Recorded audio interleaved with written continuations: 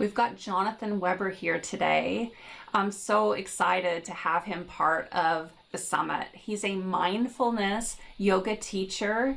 He's also a visionary artist and doing some incredible paintings of the goddess, which is how we met over 20 years ago.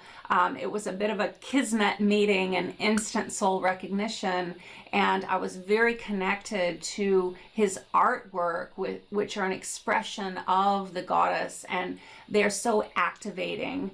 When I was putting the summit together, I was thinking, who do I know? What men do I know that really embody the goddess and really embody that divine feminine? And Jonathan came to mind straight away. And I was like, oh, of course. And so I reached out to him, and then he shared with me some of his art that he's been doing. And I thought, oh, wow, can we put that on the website for the summit? That's so beautiful. And so I'm so grateful for your generosity in sharing your artwork, and even a piece that hasn't even been completed yet is part of this summit. So I'm so excited for his kindness. So great to have you here, Jonathan, as you have been part of my awakening goddess within through your artwork. It has truly activated in me, sometimes pieces of myself that felt lost. I was able to reclaim my own personal power through your visionary art. So it's so great to have you here, Jonathan. Thank you. Thanks for having me on the summit. Yeah. It's good to be here. Yeah. So all of you that are watching, at one point I thought, I think I'm just going to have all goddesses on the summit. It's a goddess summit. It'll be all women.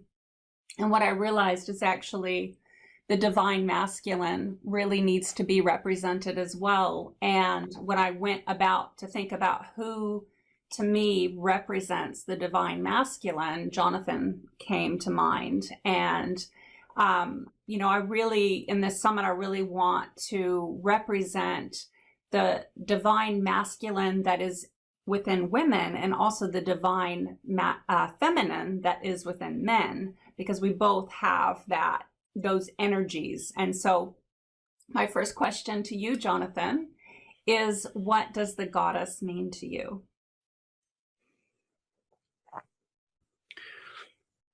That's really such a big question. It's come to mean so many things to me that to answer that in a few sentences would be really challenging for me.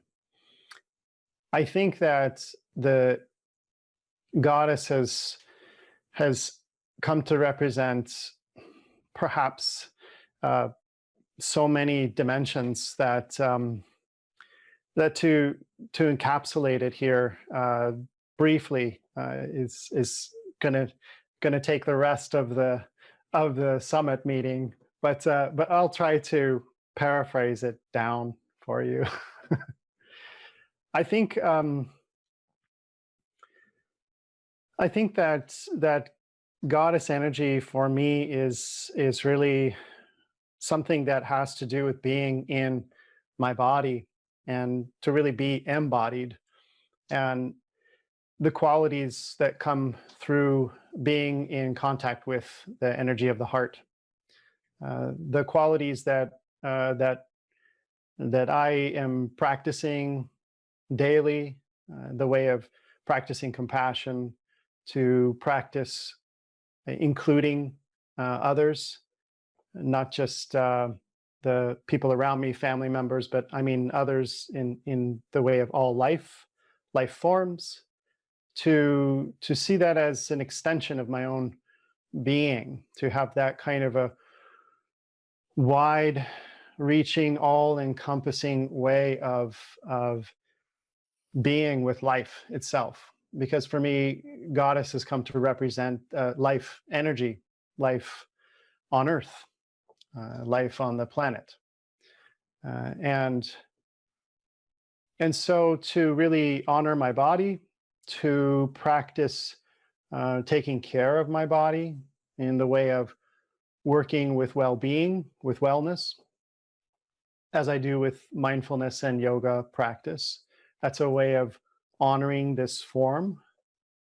And with the mindfulness practices comes the practice of compassion and tuning into the heart, the practice of loving kindness, of empathetic joy and compassion, which also go way back into the mystical yoga traditions, thousands of years back in the Eastern traditions.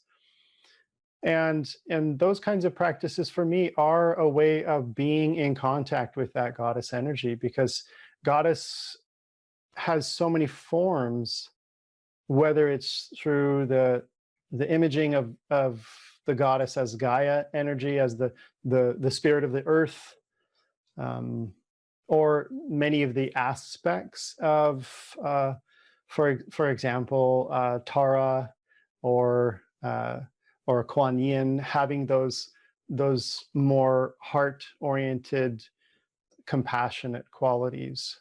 That is where I am more in contact with that goddess quality, that energy, and yet I know that there's so much more as I've been exploring with my painting. You know, there's so many more aspects to the goddess that I understand, that very nuanced. So, in a way, to just generalize what goddess means to me, it is in a way of really being with form, in a way of honoring what is immanent, what is embodied. Yeah.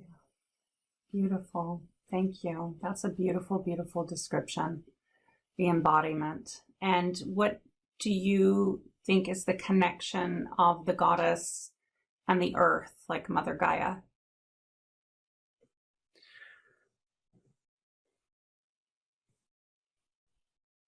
Well, the connection for me is really in the quality that comes through life itself. That is where I feel most that goddess energy is in life forms, life on earth. Just the color green, for example. You know, I've been much of my life quite a visionary, and that's just come naturally in my earlier years through my dream states. So when I was in my teens, then I had a very active dream life, and that came about in the way of lucid dreams and really significant dreams where they would be full of meaning. And this is where the goddess actually appeared to me in the beginning. That was when I was introduced, without even knowing about goddess, what the divine feminine was, or I was just starting to learn about mythology. But then that interaction started happening to me through dream states, and through very vivid dream states. And there was a lot of meaning in those dreams. And I remember one of the dreams was where I was in the woods, and I was led to a place where I was going to meet the goddess.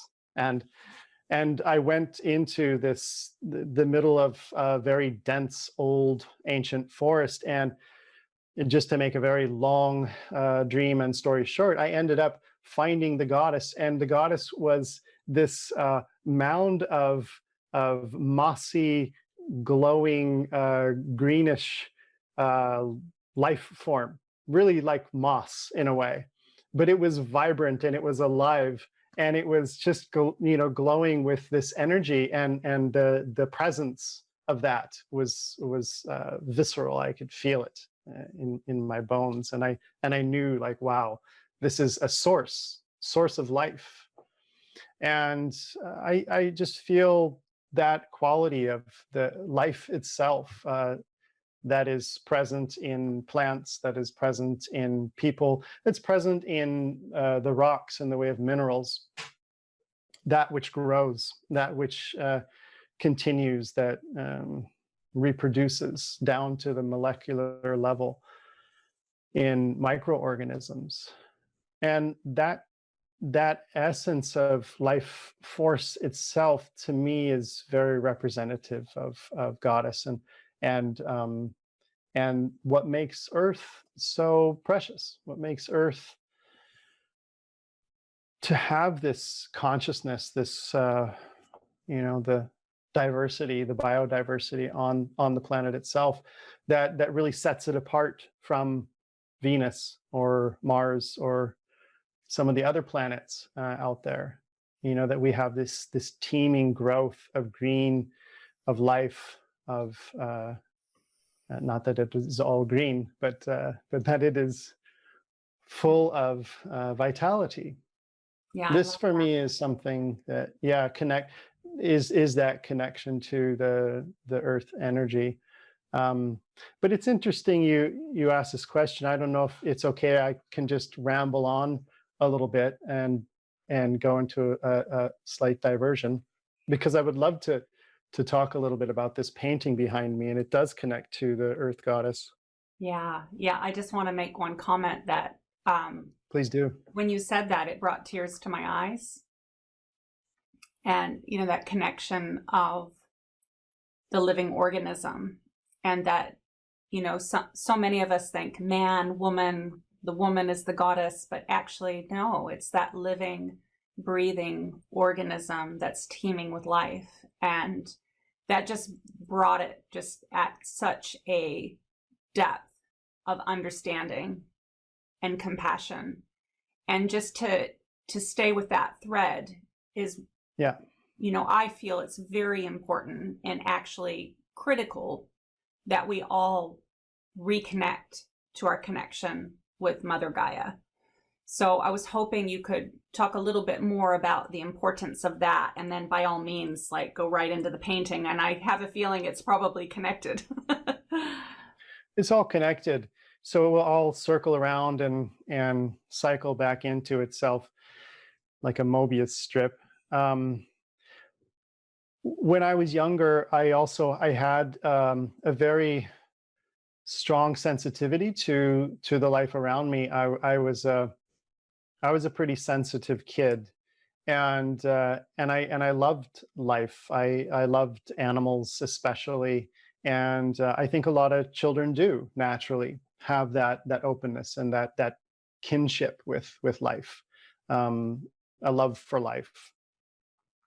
And in my teens, I saw the destruction of the rainforests around me, the natural temperate rainforests that were the old growth forests in Oregon that I grew up with, and I would see them. Every year we would go up to the mountains with my family. Every year there would be less and less. They would be clear cut. There was a massive movement to clear cut the old growth forests, and this spurred me into action. I actually became an activist for quite some years. In high school, I started an environmental club, and I was really intent on trying to educate people on the importance of recognizing how valuable these ancient ecosystems were, the biodiversity of these ancient ecosystems, to say thousands years old forests full of endangered species and life forms, to just graze that,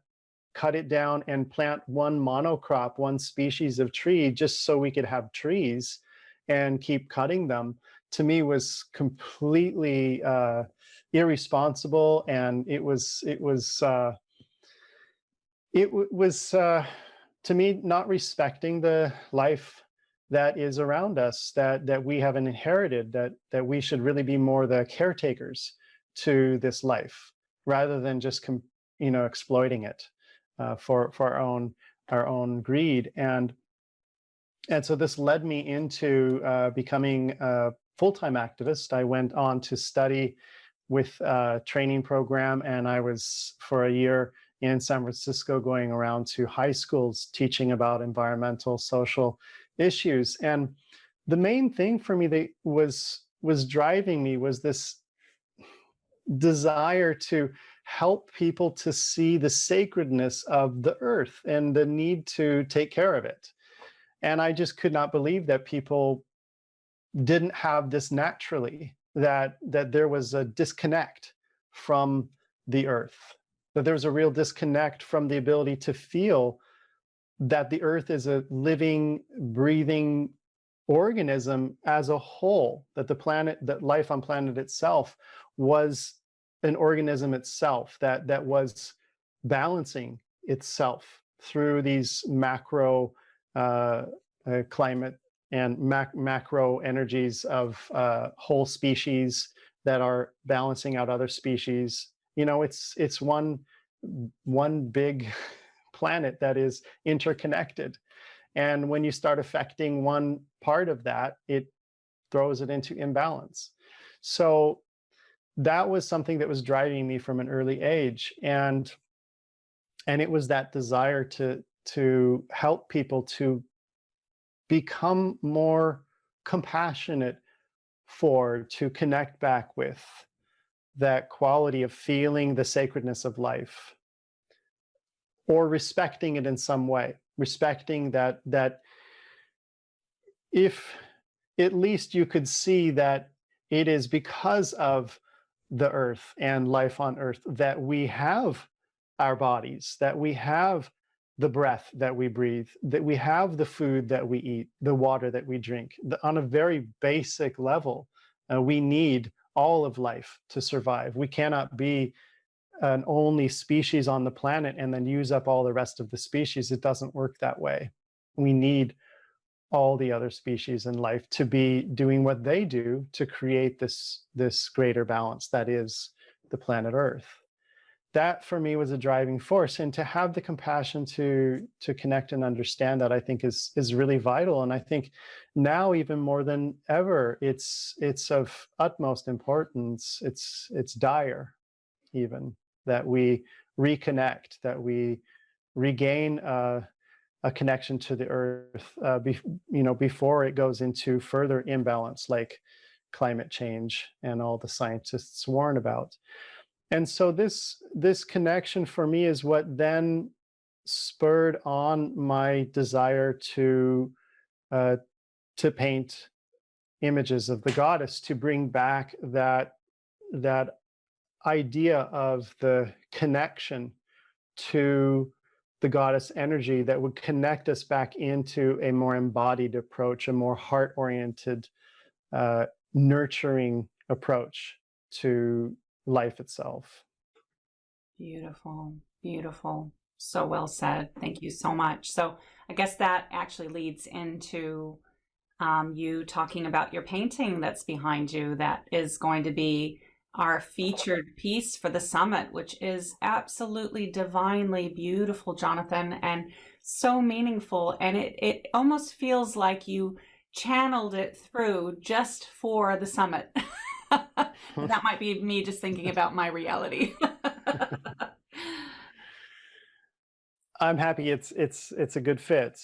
It really feels that it's something that needs to happen and needs to be seen, and I don't want to just celebrate my own painting, but I really do feel that the image itself has a lot to say.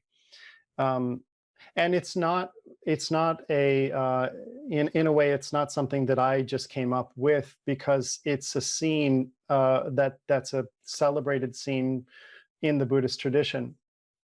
So it's an epic scene of the enlightenment of the Buddha sitting under the Bodhi tree.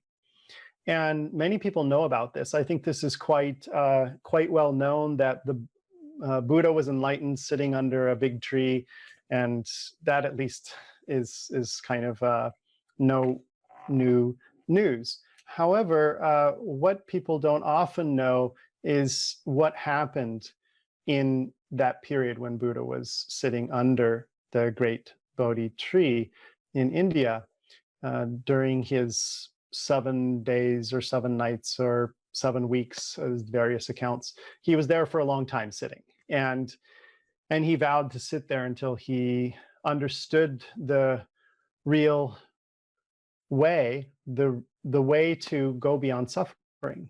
And that was his intent. It was for the understanding of how we get beyond suffering, and it was out of his compassion for all of humanity, that through understanding this, we might transcend the realm of samsara, of being in the cycles of pain and suffering that we go through in our lifetimes.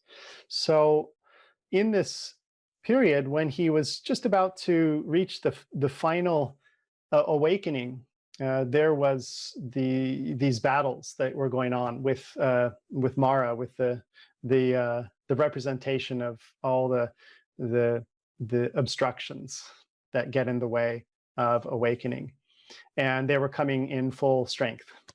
And anyway, Buddha at that point, there's two stories. One is he called on the spirit of the earth to aid him and protect him, and in a way support him in his awakening. And the other story is that he managed to transcend all these obstacles and obscurations, and then called on the spirit of the goddess Earth. Either way, this appearance of the goddess as the Mother Earth, as the spirit of the earth, in Indian Sanskrit, it's Prithvi. And I sometimes joke about the name. It sounds like pre-TV, like before the time of TV. This is the goddess was. I love that. So anyway, she appears, and she gives her benediction, like her blessing. And in that way, this scene is very well known in Buddhist communities. It's called the earth touching gesture. And so the Buddha, he touches the earth with his right hand and reaches down. And so when he achieved enlightenment, he didn't call on the great gods of the time, which were many in the Indian pantheon. He could have called on like many more well-known popular gods. The earth goddess was, she's a humble goddess in the Indian traditions, and he called on the earth goddess. And in that connection with the earth, for me, says so much.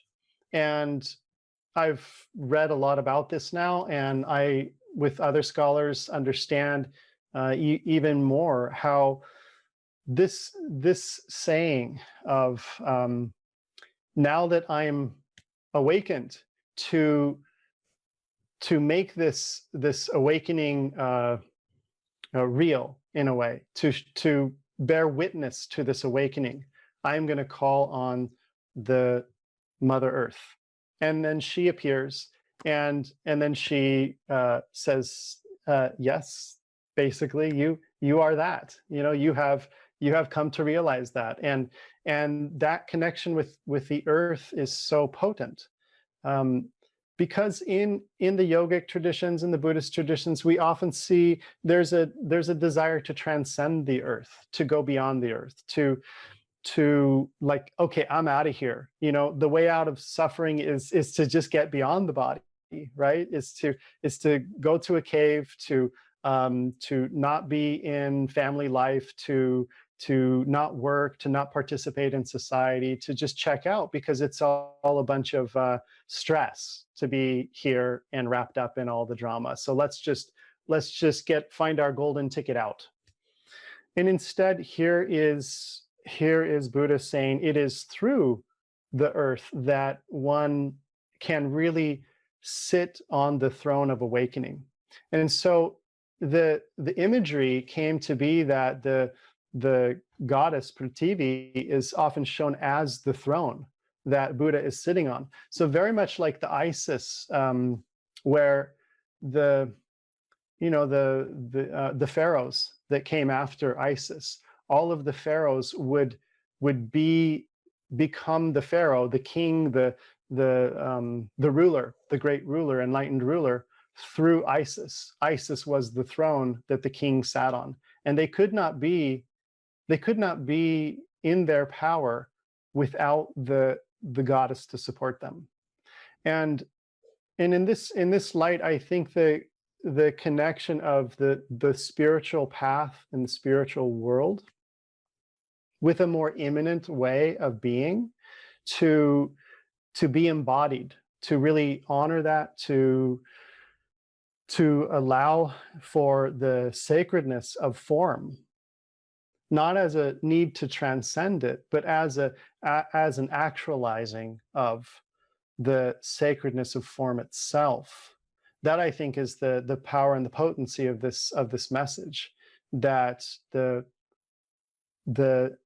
Mother Earth, the spirit of the earth, goddess as earth, is a essential part of the spiritual path, not to be separate from and transcendent of, but rather through embracing of, through integrating with. And that's where I feel the power of this painting and the message of it so important. As I see very often, there's two camps. There's I'm going to really go into the body and really, be interested in all the things having to do with form, or I'm going to get out of the body and be very spiritual and be very mental and transcend the body and not be in my body in a way. So I think these spirit and matter, spirit and form, really need to be integrated. That's where I really feel the masculine, feminine, the god, goddess archetypes coming to balance. Yeah, I love that so much, Jonathan. My husband and I, we went, traveled through Thailand for 3 months, and we went on an elephant trek. I mean, honestly, we were very young. This was before children, and we thought elephant trek meant we were going to be on the elephants trekking through the jungle. But actually, we had to trek through the jungle, and then right at the end, we got to be on the elephants. So it was a very interesting journey that we weren't really prepared for, because we were wearing our flip-flops. So we were flip-flopping through this amazing trek through the jungle, and our guide was a Buddhist monk. And I spent that whole week with him, and he was an amazing man. And he said something so prolific. He said that after 30 years of being a Buddhist monk, he has decided to give it all up, and he wanted to get married, find a wife, and live in the real world, because he felt that that is true enlightenment, to be able to be the house owner, to pay the bills, to have all the, the stress, and then to be able to be mindful and connected to his beliefs while doing that. And so I'm reminded of that story, because it's true. Like, very easy to sit on a mountaintop and be connected to spirit, but how can we mindfully live our lives and be connected to whatever we believe in, and bring that through in the midst of all the stresses of sick children and bills and food to be prepared, and I understand, that's what you do, is you help people live more mindfully with bringing that balance of all those moving parts. So I would be delighted if you could share some tips or some mindfulness breath work or something to help us through these really stressful times with the pandemic and everything that's going on in the world, as well as being these spiritual beings that are having to kind of maneuver and surf through all these different components. Yeah, that would be really helpful. Sure. So shall I guide you for a few minutes, if you would like to join me just for a couple of minutes in a breathing exercise? I would love that. I've been putting the summit together, and I have a lot of stress. So if you could help me, that would be lovely. Excellent. And I invite Excellent. all of you that are watching right now too to join in with Jonathan and be led by him for a few minutes. What a treat. So I welcome you then to just find a comfortable sitting position. To, if you're leaning back, to come forward, to sit up in a way where you can feel that your spine is straight, whether you're sitting on the floor or you're sitting on a chair. And here I'm sitting on a chair, so I'm just going to instruct from this space of sitting, and then feel for a moment just how you're grounding down the feet. If you can, bring the feet flat on the floor and let the sitting bones and the tailbone rest on the surface of the seat in a comfortable way. Feel the tilt of the pelvis or the hips, so the low back and the spine just rest comfortably balanced upright. And let's go ahead and take a deep breath in and breathe a full breath through the nose. And then exhale and relax the shoulders a little bit. And just feel how that felt there with a deep breath in and out. How we start to get in touch with the body a little bit more. And so I'd like to go further in that way to, if you feel comfortable, close the eyes and or look down past the bridge of the nose, looking downwards, just to bring the attention a little bit more in, feeling that turning around of our attention. So we've been talking and we've been exploring ideas and we've been looking at the screen. Now we're going to turn the attention and just feel the body, really listen in a little deeper to the way the body is here and now. So resting the weight of the body on the seat and the weight of the legs down into the feet. Really feel into the grounding quality of your body, bringing that awareness down into the body. And then let's bring that attention up into the area of the chest and or the belly as we breathe a couple more deep breaths. Inviting the breath in, deep breath in through the nose. Feel that breath filling the chest, maybe belly also expanding, full as you can. As you exhale, breathe through the mouth. Allow a little sound like a sigh, a breathy ha sound, and all the way resting down the shoulders. So let's repeat that again, breathing a deep breath in through the nose. Feel the filling of the chest and the belly. And exhale through the mouth, softening down through the shoulders, slowly releasing the breath out. And then one more time, let's do that breath, breathing a full breath in, expanding in the chest, and see how long and slow you can breathe out through the mouth, maybe even through the lips. Slowly sink down the shoulders. And now just let the breath return, coming back in of its own, breathing in and out in its own way. Continue to feel the way the shoulders are softening, any tension of the shoulders releasing down into the weight of the arms, relaxing. And feel that area around the shoulders, inside the chest, the space inside the chest, warm space, like a warm cave inside your heart, inside the area of your heart, welcoming.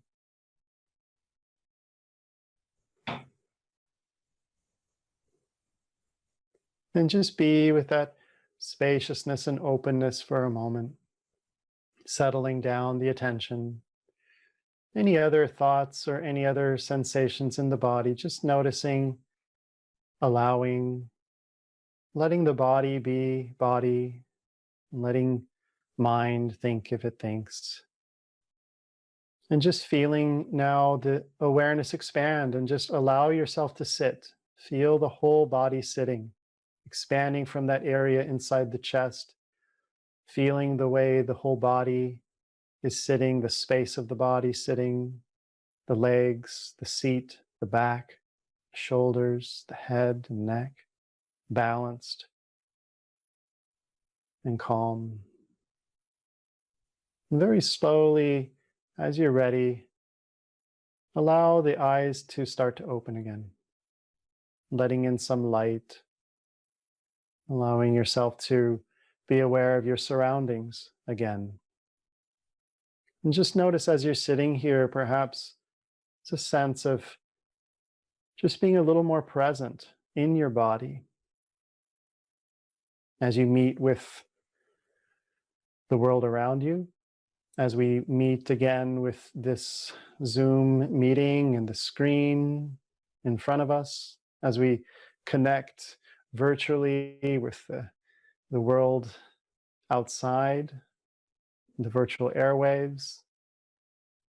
And see if you can still feel from this place of being inside the body, of feeling the area around your heart or chest, the way your body's sitting, knowing that you're here, knowing that you're present, even as you reach out, extend your attention out into the world again. Notice if you feel just a little bit more grounded in that way, centered or calm in meeting with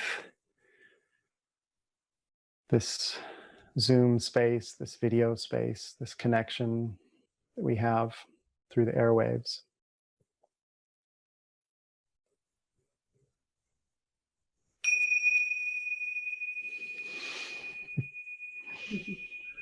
That was So beautiful. welcome back from a little breathing exercise, and if you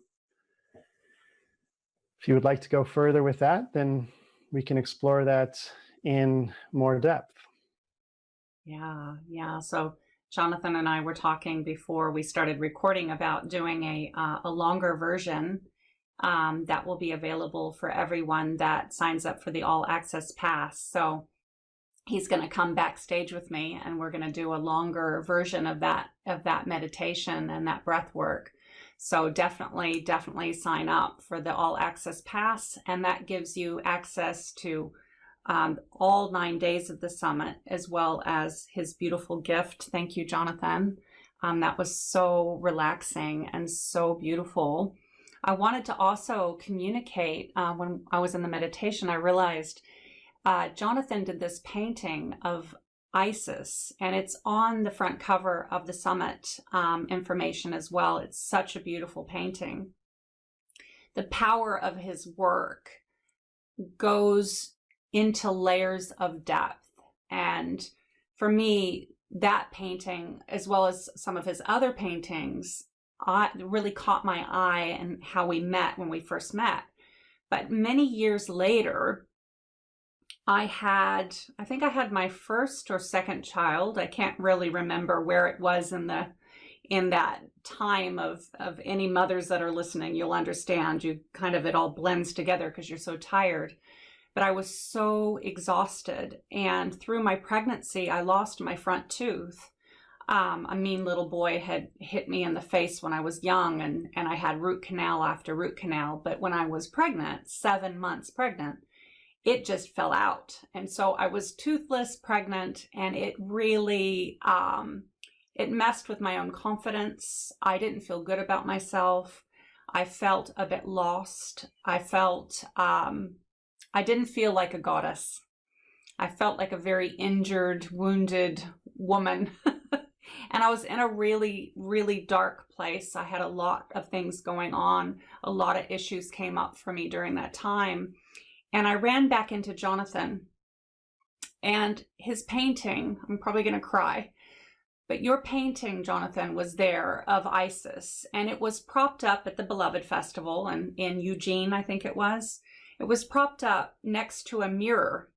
And I'll never forget it. I walked up and I was so exhausted, and I had my toddler with me. I had my fake plastic tooth that you take in and out in, it was just terrible. And I saw the painting of Isis, and then I looked in the mirror and I remembered who I am.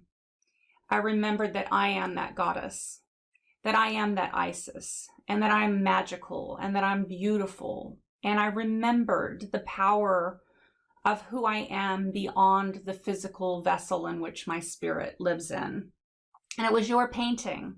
And it only took a moment, and I was completely activated and remembered who I was. And I came back to myself. I came back embodied, came back into my body, and it gave me a power within me to move forward and also do all the things that I needed to do in order to pave my way forward as the goddess in my power. And so, you know, your artwork is beautiful and powerful. And I just want to say thank you. Thank you from the depths of my soul for being and doing what you do. Thank you. Thank you. Really, is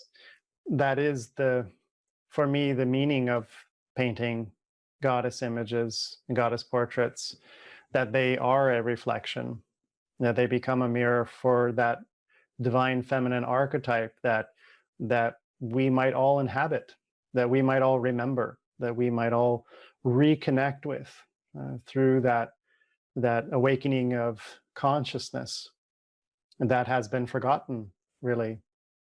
And the reimagining, having the mirror of the imagery to reconnect with, that ultimately is what inspires me to paint. So thank you, because it's through that kind of a recognition that it continues to inspire me to do these paintings. So Yeah, and I don't think it's it any goes around coincidence. in a Yeah, it circle. is. I don't think it's any coincidence that you said that you're getting, you know, back into the painting as well as I'm, Yeah. you know, as we reconnected. And the other layer is you sent me the photo of Isis and I uploaded it. And then I realized that it looks so much like a photo that my husband had taken a few weeks prior. And I sent it to you. And then you said to me, Yeah. oh, look, you even have the same look on your face. Now, here's something I haven't told you, Jonathan, is that I looked at that photo and I thought, I'm not sure if I like the photo of myself because I look really angry. And I don't like to acknowledge my angry side. And when I saw the photo of the Isis as well, as I thought, I'm not sure if I should put it on the front of the summit because she looks quite angry. And then I thought, oh my goodness, of course it needs to be on the front page of the summit because that is part of the healing process and the healing journey and the redemption of the feminine spirit, is that actually, you know, we have a lot to be angry about, and that anger is part of the body. And I was hoping maybe you could touch upon that as well. Yeah. No, I think that's a really great point that you make there, and I'm really glad you came to that realization. Yeah, with all intention, I painted Isis with a stern face, you know, because if you study the mythology of Isis and what happened to her, I mean, her her husband being cut up into many pieces and thrown about the earth. I think this and the hardships that she went through, the humility that she went through to give up the throne, go searching for her husband's body parts around the world, is pretty intense story. And I think that that the allowing of anger, of emotion, is a really big part of this ability to work with and transform the energies that we have. As our path moves towards balance and wellness and wholeness, we don't want to stew in that anger and identify with the anger to the point where it becomes toxic. But that anger is really a powerful motivator. That anger motivated me to become active in the way of trying to help save the ancient forests in my home area. It activates me to want to speak up and do something about the way that we are treating the earth. And that anger is a motivator. It's a powerful motivator. We just need to learn how to use it wisely, to not act out on it in a way that we are doing more harm and doing more damage and creating uh, uh, more problems in the way that we are using the anger. So I think that it's a very good point how we are very often afraid of the anger, how we're very often afraid of those emotions um, that have been inside us that maybe we're taught to not feel because they're bad, or we've been taught that they are that we're not supposed to feel them to be a good person. So that's a way of also disconnecting from earth, from body, from goddess. That's a way of being disconnected to our authentic self. And we really need to be able to embrace our authentic feelings, be able to express them, be able to to stand in them. But here's the thing where I feel like it's very important also to understand not to get identified with the feelings. The feelings are motivators. They're there to move through us, to move us, but to not become the anger, to not be the anger. Yeah, and I think that's an important difference that we need to recognize. So not to be afraid of the feelings, but at the same time, not to let them own us. Rather, we let them move through us and move us into action. Yeah, I love that. Thank you, Jonathan. Thank you so much. And so I realize that we're coming up on time, but is there any last and final things that you would like to offer to help humanity? And any kind of thoughts about the awakening? And if you could say one thing to everyone that's watching to help them with their own awakening journey, what would that be? Well, we are all gods and goddesses. We have all of these attributes and qualities within us. The potential is there. However we choose to imagine that, however we choose to visualize it, in whatever form, I think it's important for us to aspire to move beyond the small sense of self, move beyond the idea that we are limited in these very small ways. And I believe that embodying principles of goddess or God, divine sacred qualities, that we're moving towards a greater expression of our own being.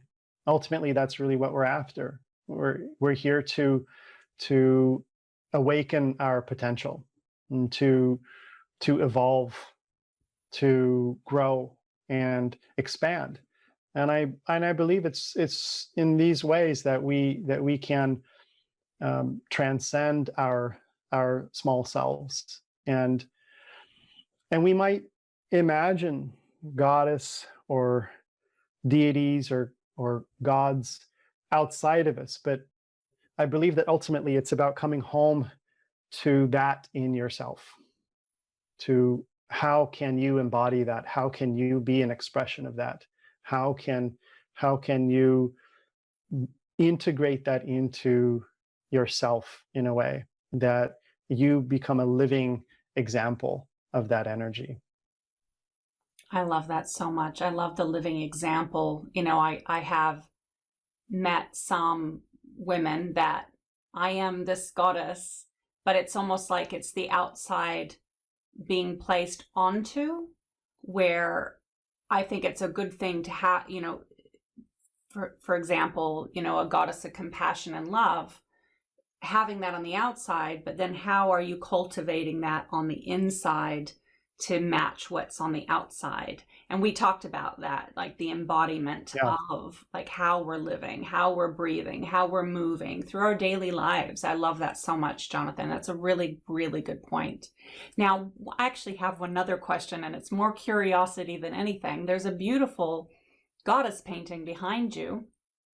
Is that a new painting? The Freya, that's on my other side here, right?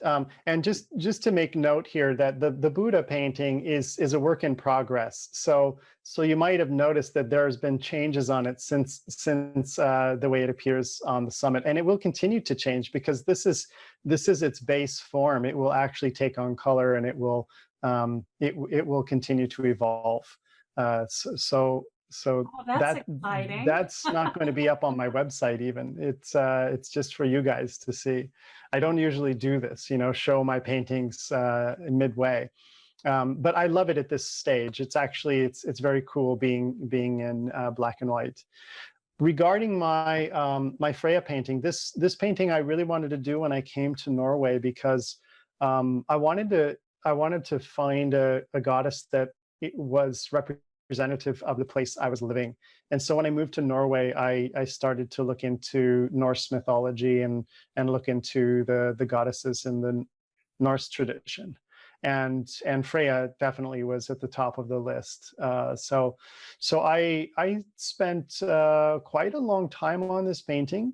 It's a panel painting, so it's really quite tall. It might look a little small in the background back there, but it probably comes up to my chest.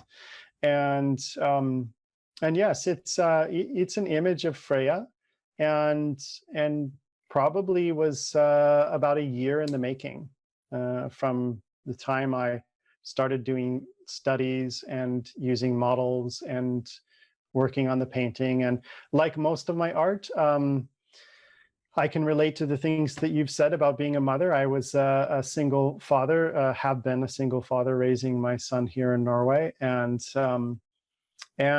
having the time to paint has not been a luxury. So this painting came over the course of a long period of just when I could go out to paint, I would go to this extra little storage shed where I would paint in the wee hours of the night, and finally I got it finished. I don't know if there's more you would like for me to say about the It's painting in beautiful. It's regards to beautiful, its Jonathan. symbolism, but I could really go on and on about it. Yeah. Well, actually, I would love to know where we can find your artwork. Do you have, there's a website in the making, or? Yes, my website was really in need of some updating. So right now it is being updated. I hope to have it ready for when the summit is published, and then I can direct you to my website where I will have a shop. You could look into buying prints or see some of the work that I've done, also some of my older works. And that would be a great place to go. So that's just my name, jonathanweber.org. Yeah, and once you have that information, I can update it to the summit Excellent. information as well. Yeah, Yeah. we'll be sure we get that Yeah. out there for sure. It's been a long time since I've really had my art on display. I've been focused so much on the teaching. So this is a nice comeback to be in the summit and talk about the paintings and also show some of the work again. So Yeah. thank you for that opportunity. You're welcome. It's perfect divine timing, huh? And if any of is. you are watching and you live in Norway, is there a studio that you teach at, Jonathan? I've been teaching through Oslo Yoga. So in the capital of Oslo, there's a studio there that I've been involved in for many years. I also live out in a place just outside the city where I'm teaching some classes in a half-island peninsula called Nesodden. And there you might also find me doing some classes. Great, great, wonderful. Thank you so much, Jonathan. It's been an absolute pleasure. And for all of you that are watching, join us for the backstage treat of having a longer meditation with Jonathan and some more breath work. He's actually going to be teaching us some breath work and movement that we can do in our chairs, which I think is very valuable, especially right now with with the pandemic, a lot of people are sitting behind their screens, and this is something that is very accessible, and it's going to support the nervous system as well. So really great for relieving stress and calming one down. And yeah, so thank you, Jonathan. Thank you so much. Is there anything else that you wanted to say in regards to what you're offering in the All Access Pass? No, I think you described it very well. Really combining some mindful yoga, some movement, somatic-based movement with some breathing and a little bit of visualization to really work with bringing the awareness into the body in a way that can help us to find more balance and integration. And that, I think, is just so needed, like you said, in these times where there's extra stress and pressures, there's anxieties around the future, uncertainties. And so I think this is a very helpful practice in that way to that you could use simply on an everyday basis. It's not going to be difficult, as we'll be sitting in chairs, so anybody can do this. And that's the beauty of it. Yeah, I love that. So needed. So needed. A lot of people get scared off by doing yoga because they can't get down and do all the different things that yogis do. And to have a practice that you can do sitting in your chair and have that so accessible, because that's, to me, really what yoga is about, right? It's not about how you can stretch your body or how athletic you are. It's about calming. That's my approach here, is to make it accessible. Yes. Yeah, what a treat. Thank you so much. Thank you so much for being on the summit. Namaste. Thank you for having me. Namaste.